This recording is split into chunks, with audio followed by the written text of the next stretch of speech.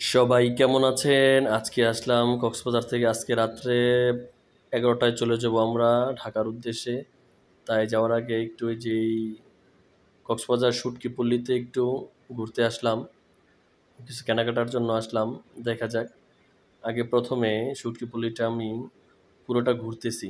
দেখলাম যে অনেক প্রকারের বড় বড় মাছ তারা কেটে কেটে রাখে।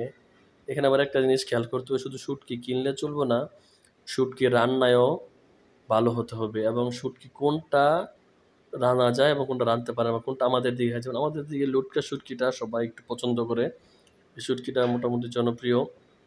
আর ওই যে চিংড়ির যেটা, আর এই বড় বড় যে মাছগুলা এগুলারও এই রান্না বান্নারও কিছু সিস্টেম আছে, সেগুলো যাই না, তারপরে এগুলো কেনাকাটা করতে হয়।